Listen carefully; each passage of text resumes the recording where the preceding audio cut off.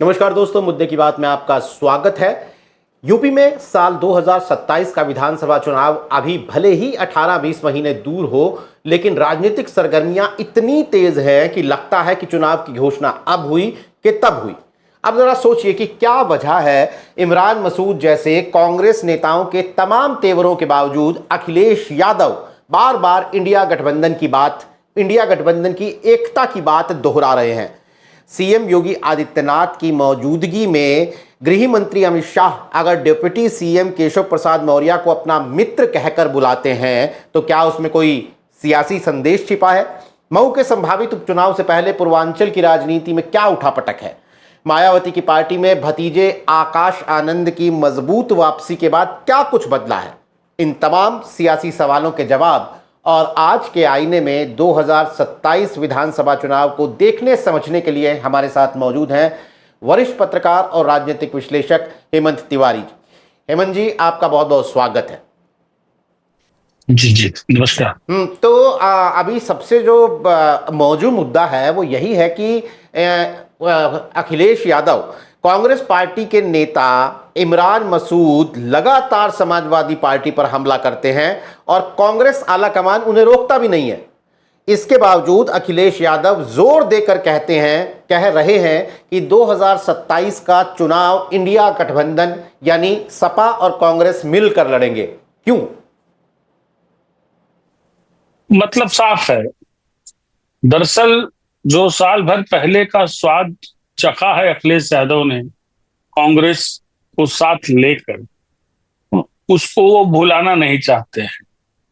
उनको सुबह शाम रात दिन हर वक्त एक ही तस्वीर उनके जहन में आती है कि काश 2024 यानी लोकसभा चुनाव के जो परिणाम थे उनका रिपीटेशन हो जाए। अगर रिपीटेशन होता है तो जाहिर सी बात है अखिलेश यादव की सरकार होगी जैसा वो सोचते हैं।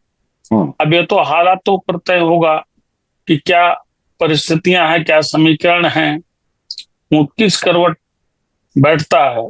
लेकिन अखिलेश यादव के जहन में तो यही बात है और मैं बारहा इस बात पर जोर देता हूं कि जब उत्तर प्रदेश में पार्लियामेंट्री इलेक्शन की स्थिति आई उसके पहले आपको अगर याद होगा कि मध्य प्रदेश और राजस्थान वगैरह में जब असेंबली के इलेक्शन होने थे तो उस वक्त कितनी गर्मा गर्मी हुई थी अखिलेश यादव और कांग्रेस के बीच में, यानी समाजवादी पार्टी और कांग्रेस के बीच में। कमलनाथ जैसे नेता ने अखिलेश कौन है इस तरह की बात कह दी थी जो बड़ी सतही बात थी। लेकिन उसके बावजूद एक बड़ा लक्ष्य था। मैं इसलिए नहीं कह रहा हूं कि मैं इसको इंगित कर रहा था, लेकिन मैं फिर एक बात जरूर कहूंगा कि नीरज जी आपसे भी मैं इस बात का जिक्र कर रहा था कि कुछ भी हो जाए उत्तर प्रदेश के हालात ऐसे हैं कि अखिलेश यादव को कांग्रेस से गठबंधन करना पड़ेगा। आखिरी दम तक बड़ी खींचतान मची हुई थी, रस्साकसी जारी थी। उसके बावजूद मेरा बहुत स्पष्ट अभिमत था कि यह मजबूरी है। मजबूरी किस बात की है ये समझना जरूरी है और वही मजबूरी आज की तिथि में बदली नहीं है। अखिलेश यादव का जो एक तरीके का मित्र भाव चला रहा है और जिसके लिए वो एकदम पॉजिटिवली सोच रहे हैं, उसके पीछे की बड़ी वजह है कि मुस्लिम मतों का डिवीजन ना होना, मतलब मुस्लिम मतों का डिवीजन कतई ना हो। एक जमाना था जब उत्तर प्रदेश में कहा जाता था कि असदुद्दीन ओवैसी आ गए और मुस्लिम वोट कट जाएंगे, बट जाएंगे और इससे नुकसान होगा। वो स्थिति स्वीकार योग्य नहीं थी। असदुद्दीन ओवैसी उत्तर प्रदेश में मुस्लिम मतों के बंटवारे में कोई प्रभावी भूमिका नहीं अदा कर पाए। हाँ, एक जमाना था जब मायावती और मुलायम यानी बसपा और सपा के बीच में मुस्लिम वोटों का डिवीजन हुआ करता था। लेकिन इधर कुछ वर्षों से मुसलमान कांग्रेस की ओर देख रहा है। अखिलेश यादव को यह बात समझ में आ गई थी। उनको लग रहा था कि कांग्रेस की ओर आकर्षण बढ़ा है मुस्लिमों का और अगर कांग्रेस को साथ नहीं लिया तो परिणाम खतरनाक हो सकते हैं, घातक हो सकते हैं। जो तैयारी उन्होंने की है वो तैयारी उनके लक्ष्यों की ओर जाति नहीं दिखती है, इसीलिए उन्होंने किया, गठबंधन किया, समझौता किया। इंडिया गठबंधन क्या है? इंडिया गठबंधन में तो दो ही दल है मुख्यतः उत्तर प्रदेश में।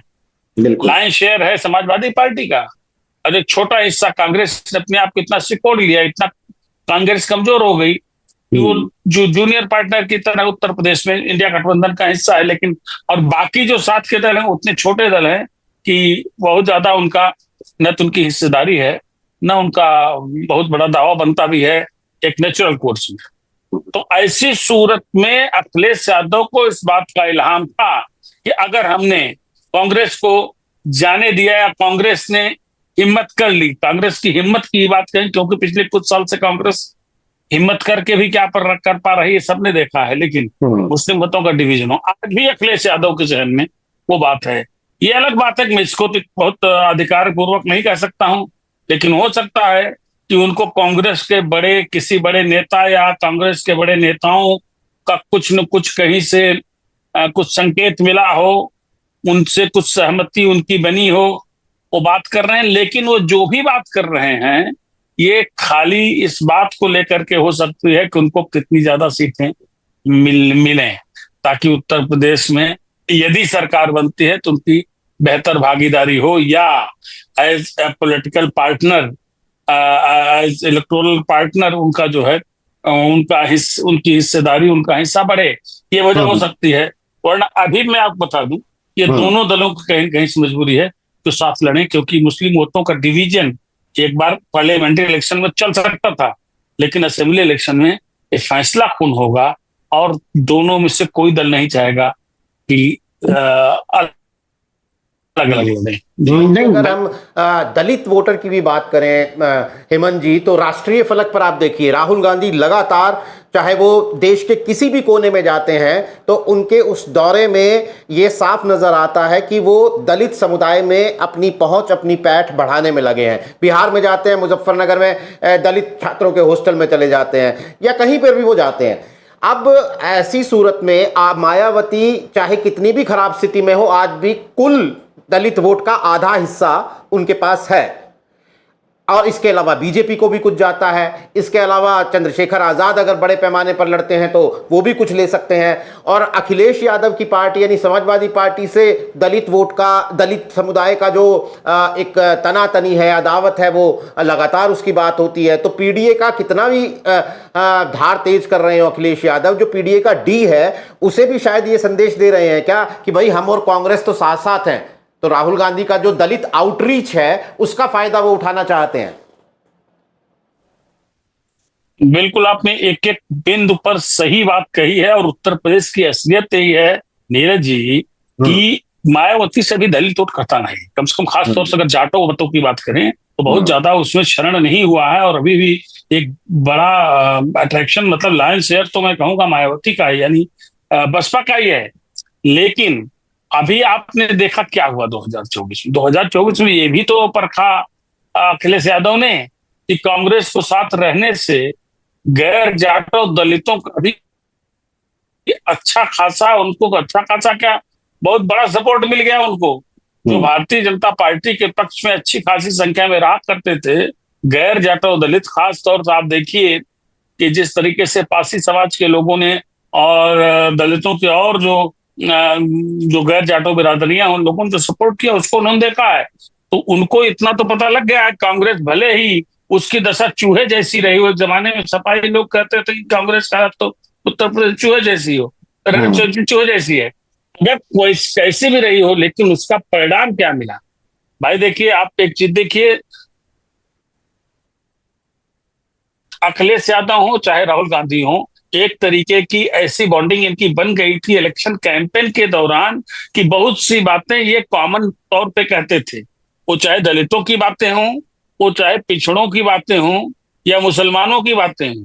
इन दोनों के कथ्यों को आप एक दृष्टि में देखें तो लगता है कि दोनों लोगों की पहले से कुछ इस तरह की स्ट्रेटजी थी या बातचीत थी कि हम इस बात पर फोकस करेंगे, और उसका उनको परिणाम मिला। आपने बिल्कुल सही फरमाया कि दलितों का भी जो एक फायदा मिला, एक स्वाद मिला उनके मतों का 2024 में, वो भी अखिलेश यादव की दृष्टि में है, और उनको इस बात का एहसास हो गया है कि साथ मिलेंगे तो साथ अच्छे नतीजे लाएंगी। दरअसल होता क्या है, नीरज जी, राजनीति में जब आप लगातार कई इम्तिहान में या जीवन में भी आप कई इम्तिहान में लगातार फेल हो रहे होंगे, तो आपको अगर कोई प्रयोग अच्छा परिणाम देता है, सकारात्मक देता है, तो आदमी इसको छोड़ना नहीं चाहता। अखिलेश यादव के साथ यही स्थिति है।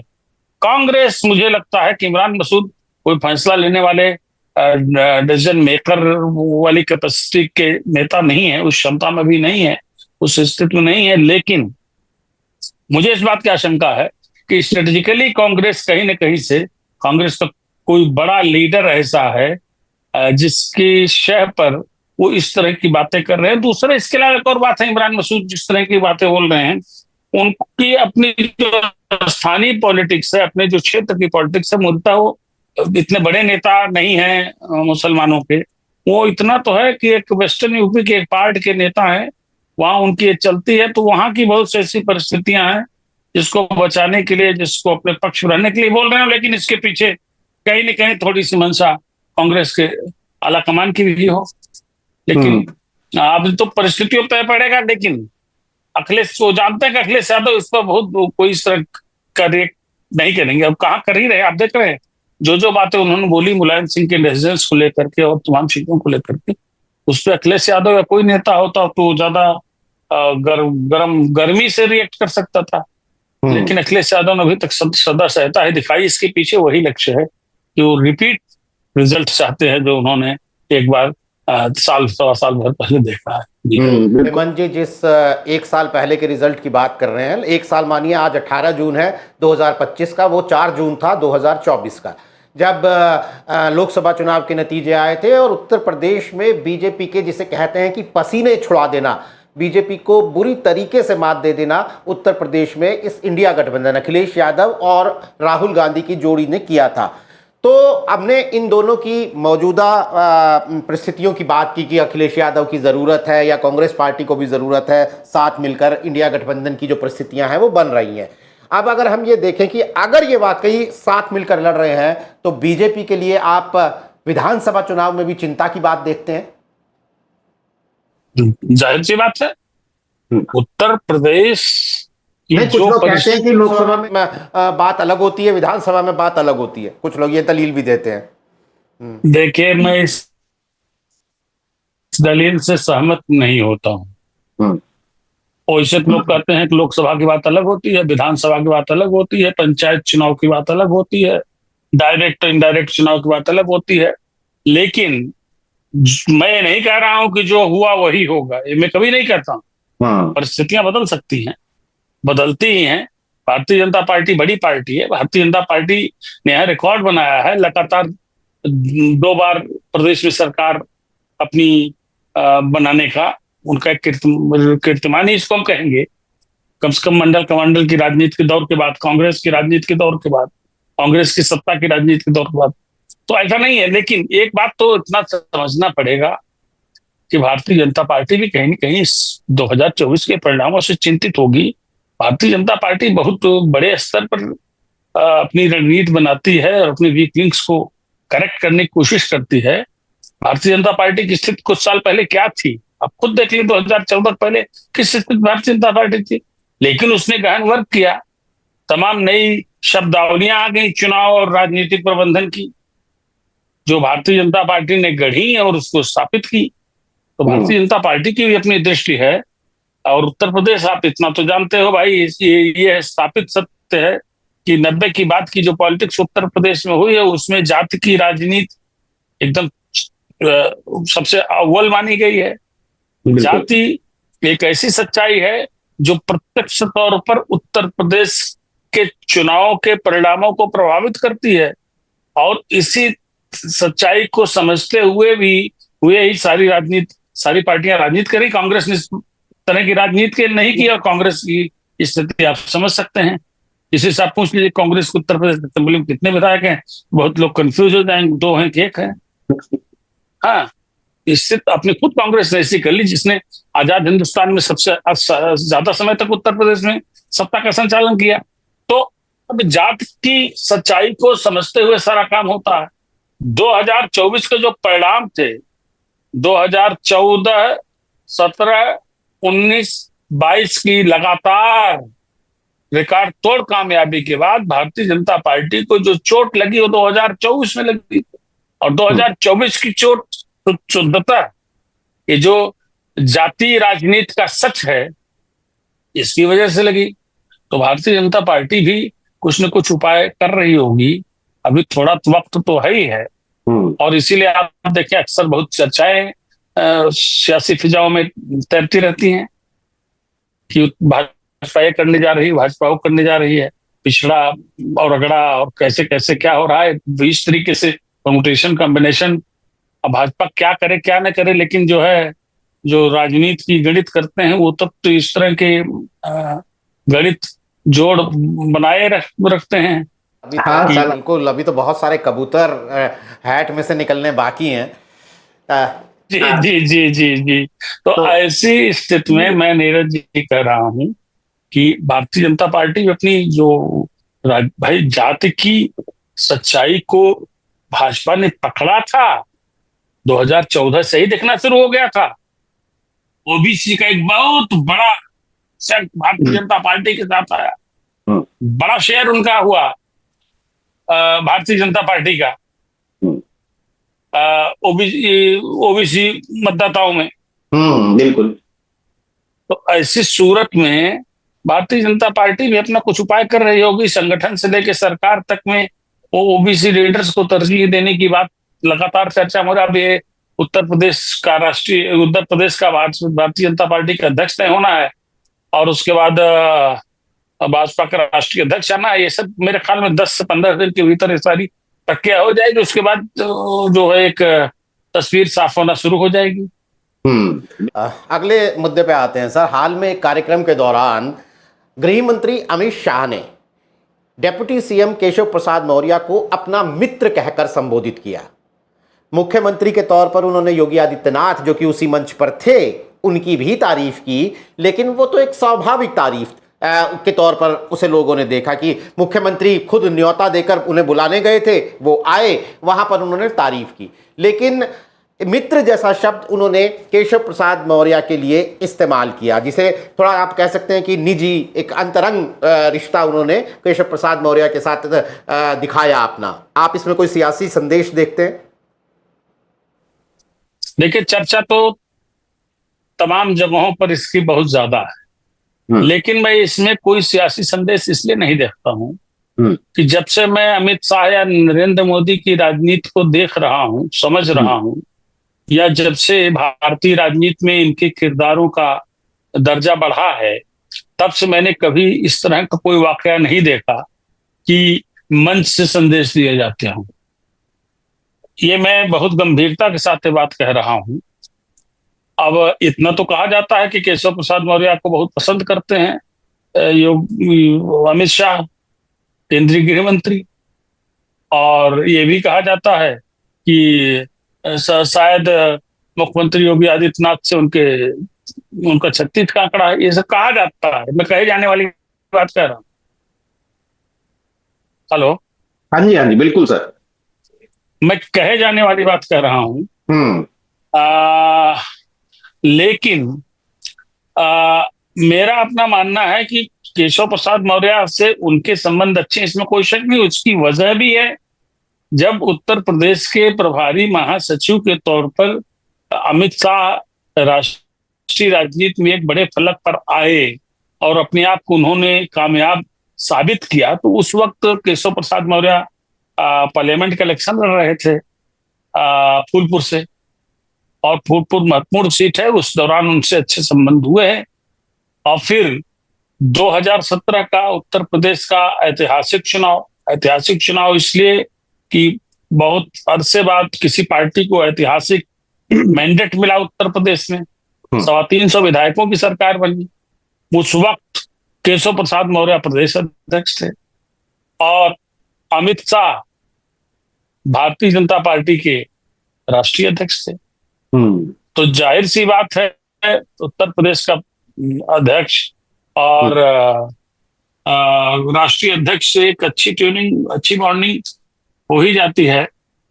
तो ऐसी स्थिति में मैं समझता हूं कि नहीं अगर सर, उनको सर इससे थोड़ी सी आगे की बात है, मैं बताऊं अपने दर्शकों को कि केशव प्रसाद मौर्य ने यूपी तक से एक बड़ा लंबा, यूपी तक के साथ एक बड़ा लंबा पॉडकास्ट किया है जो जल्द ही हम प्रसारित करने वाले हैं। कुमार अभिषेक के साथ उन्होंने ये किया है। उसमें जब ये सवाल पूछा गया तो केशव प्रसाद मौर्य का जवाब था कि अमित शाह मेरे गुरु हैं, उन्होंने जो जिम्मेदारी अब तक मुझे दी वो मैंने निभाई है, और जो वो आगे भी जिम्मेदारी देंगे मैं उसे निभाऊंगा। अब ये सुनने में तो बड़ा नैतिक शास्त्र का एक प्रवचन लग सकता है, लेकिन इसमें तो बड़े सियासी मायने हैं। आगे भी जो जिम्मेदारी देंगे मैं निभाऊंगा। अब जाहिर सी बात है, अगर ये और पुरोहित से पूछा जाएगा तो ये भी कह सकते हैं कि भाई मैं सक्रिय राजनीति हूँ, जिम्मेदारी तो आगे मिलेगी भी, उसको निभाऊंगा। ये तो राजनीति की बात होती है। राजनेता और खासतौर से भारतीय जनता पार्टी में आपने नीरज जी देखा होगा, कभी इस तरह के विषयों पर कोई चीज, वो संकेत भी बड़ा गूढ़ प्रकार का देते हैं और भारतीय जनता पार्टी निर्णय भी बहुत अलग किस्म से लेती है, जिस तरह के निर्णय और पार्टियों में लिए नहीं जाते हैं। तो मेरा अपना मानना है कि कम से कम मंच से मित्र कह करके वो संदेश, अगर उनको कोई संदेश देना होगा, उनकी वो क्षमता में होंगे, तो जाहिर सी बात है उस तरह का कोई डिसीजन लेकर के ऐलान करेंगे, घोषणा करेंगे, उसमें संदेश देने की कौन सी बात है। मैं इसको बहुत अलग किस्म से नहीं लेता हूं। मेरा मानना है कि कम से कम मित्र वाला शब्द जो प्रयोग किया, अब अच्छा सोचिए, मित्र वाला शब्द तो उन्होंने बाद में प्रयोग किया, उसके पहले केशव मौर्य ने क्या शब्द का प्रयोग किया कि आधुनिक राजनीति के चाणक्य, उन्होंने यही कहा ना, आप ध्यान दिए नहीं ध्यान दिए? वो तो कह सकते थे कि परम आदरणीय केंद्रीय गृह मंत्री श्री अमित शाह जी, उन्होंने भी तो कहा। तो जब उन्होंने अपने उद्बोधन में एक विशेषण का प्रयोग किया तो मुझे लगता है कि उसके जवाब में उन्होंने भी थोड़ा सा इस बात को कहा कि मेरे मित्र और उत्तर प्रदेश के उप मुख्यमंत्री। उसका कारण मैं बताऊंगा आपको, कारण बताऊंगा। आपने देखा होगा, मैंने शुरू में बताया नीरज जी की भारतीय जनता पार्टी का कोई बड़ा नेता कभी भी इस तरह का संकेत जो है सार्वजनिक रूप से किसी उद्देश्य विशेष से नहीं देता है। आप बता दें, आपको याद होगा, हमको तो बिल्कुल नहीं याद है कि कभी कोई इस तरह का संदेश कि हम कुछ करेंगे, क्या करेंगे, उनको राष्ट्रीय अध्यक्ष बना देंगे या मुख्यमंत्री बना देंगे या क्या कर लेंगे, आप समझ नहीं समझ रहे हैं। तो ऐसी सूरत में इसको उद्देश्य से मैं कम से कम मैं तो नहीं लेता हूं।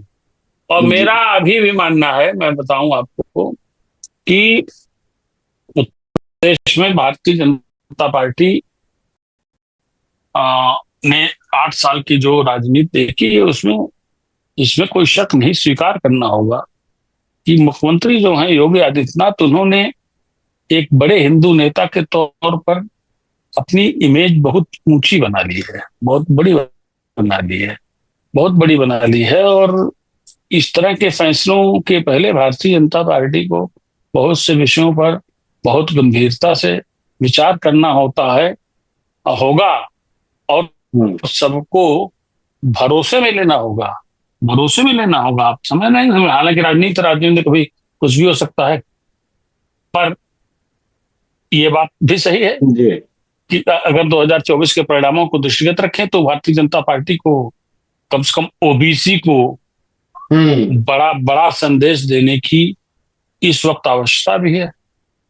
तो ये भी हो सकता है कि लोग जो अनुमान लगा रहे हैं उस अनुमान के विपरीत पूरे देश को संदेश देने के लिए केशव प्रसाद मौर्य को भारतीय जनता पार्टी अपना राष्ट्रीय अध्यक्ष बना ले। ये भी तो आजकल चर्चा चलती है। जब भारतीय जनता पार्टी के राष्ट्रीय अध्यक्ष के दावेदारों की चर्चा होती है तो उसमें भी एक ओबीसी लीडर केशव प्रसाद मौर्य का नाम आता है। तो राजनीति है और भारतीय जनता पार्टी की राजनीति है। भारतीय जनता पार्टी की राजनीति में बड़ा निर्णय एकदम से होता है, पहले से न संकेत देते हैं न संदेश देते हैं। इसलिए कम से कम इस विषय पर जो मित्र वाला है, मेरा तो यही मानना है कि वो मंच से संदेश देने वाला सिस्टम जो है वो भारतीय जनता पार्टी में तो नहीं चलता है। देखते हैं ये राजनीतिक घटनाक्रम आगे क्या शक्ल लेता है। लेकिन एक पूर्वांचल की एक सीट है सर, मऊ सदर, आप तो जान ही रहे हैं, मैं अपने दर्शकों के लिए बता रहा हूं, जहां पर उपचुनाव की सरगर्मियां हैं। हालांकि 21 जून को जो विधायक थे अब्बास अंसारी, उनकी सजा पर रोक की एक याचिका लगाई गई है जिस पर 21 जून को सुनवाई होनी है। लेकिन फिर भी तमाम राजनीतिक दल ये मानकर चल रहे हैं कि भाई ये तो मऊ में उपचुनाव होगा। ओम प्रकाश राजभर, जिनकी पार्टी के सिंबल पर अब्बास अंसारी विधायक थे, ओम प्रकाश राजभर अपना दावा इस सीट पर ठोक रहे हैं। अब वो बीजेपी के साथ गठबंधन में है, बीजेपी सरकार में मंत्री हैं।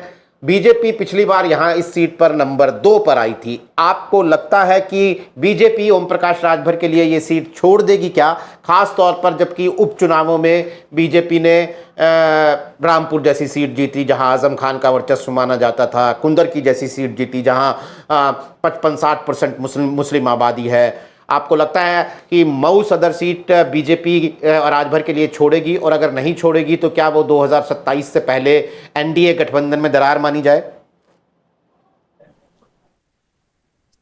नहीं, मुझे नहीं लगता कि वो, हालांकि एक बात जान लीजिएगा, ये ऐसी सीट रही है जहां से मुख्तार अंसारी या अंसारी परिवार एक तरीके से अपराजेय माना जाता रहा है। इसलिए उस सीट को लेकर के बहुत ज्यादा कोई प्रेस्टीज इशू नहीं बनाएगी भारतीय जनता पार्टी। वो सीट दे भी सकती है, या ओम प्रकाश राजभर को विश्वास में लेकर के। ओम प्रकाश, देखिए यहाँ दूसरी स्थिति है, ओम प्रकाश राजभर भी शायद नहीं चाहेंगे कि वो अंसारी परिवार के खिलाफ वहां चुनाव लड़े। हमको तो नहीं लगता तो चाहेंगे कि अंसारी परिवार कोई सदस्य वहां चुनाव लड़े तो उसके खिलाफ चुनाव लड़े, तो इनके लिए भी थोड़ी सी राहत मिल जाएगी। और भारतीय जनता पार्टी एक नया अपना उम्मीदवार सीधे ला करके वो इसका ट्रायल भी कर सकती है। तो कोई बड़ा इशू बनने वाला नहीं है। और अगर भारतीय जनता पार्टी उस सीट नहीं जीत पाती है तो भी उसके ज्यादा मलाल नहीं होगा। उस सीट जीतती कहाँ रही है, उस सीट में पेंच तो उसके लिए रहती रही है। तो कोई बड़ा इशू नहीं होगा। और ओम प्रकाश राजभर को दे भी दें तो भारतीय जनता पार्टी का कोई खास नुकसान मुझे नहीं लगता है होने वाला है। तो ये कोई राजभर और भाजपा के बीच में कोई इशू बनने की मुझे गुंजाइश नहीं लगती इस मामले में। से पहले एक छोटा जवाब इस मसले पर भी कि ठीक एक महीना पहले अपने भतीजे आकाश आनंद की वापसी करवाई थी मायावती ने पार्टी में, और फिर बातें हुई थी कि अब कुछ रिवैम्प होगा पार्टी के अंदर। अब इन 30 दिनों के अंदर मायावती जी की ट्विटर टाइमलाइन पर 14 नए पोस्ट हैं। ये 14 नए पोस्ट ट्विटर टाइमलाइन पर तो हैं, पार्टी में भी कुछ नया हुआ है क्या इस एक महीने में? कोशिश हुई है, लेकिन उस कोशिश का कोई परिणाम हमको सामने नजर नहीं आ रहा है। बड़ा मुश्किल टक्कर है अब मायावती के लिए। दरअसल क्या है कि मायावती के पास जो सक्रिय हैंड्स हुआ करते थे वो अब उनके पास नहीं है। कोई चेहरा भी नहीं, मायावती के पास कोई चेहरा नहीं। पहले कम से कम स्थानीय स्तर के कुछ चेहरे हुआ करते थे, सब बिछड़े, सभी बारी बारी सब निकल चुके हैं। और बड़ा मुश्किल हो गया। सबसे बड़ी बात कि मायावती को अभी अपने संगठन के भीतर अपनों का भरोसा जीतने की जरूरत है। बहुत हताश निराश स्थिति में है जो मैं देख पाता हूं।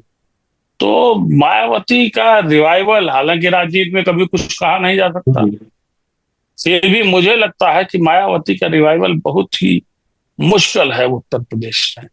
वोट फीसद लगातार गिरा है, जो न्यूनतम स्थित माता है उसके आधे पे पहुंच गई है। तो ऐसी सूरत में क्या होगा और आकाश आनंद क्या कर लेंगे?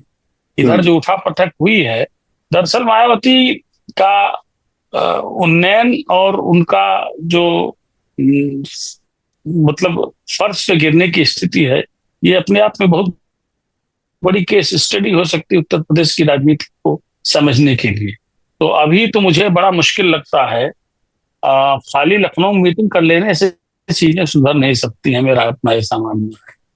और एक आकाश आनंद को बाहर करना, लाना, फिर बाहर करना, फिर लाना, इसका कोई बहुत प्रत्यक्ष परिणाम मुझे सकारात्मक दृष्टि से नजर नहीं आ रहा जी। तो दोस्तों, 1 साल हो चुका है। 1 साल 2 हफ्ते जब लोकसभा चुनाव का नतीजा आया था और इंडिया गठबंधन ने बीजेपी को जबरदस्त शिकस्त उत्तर प्रदेश के अंदर दी थी।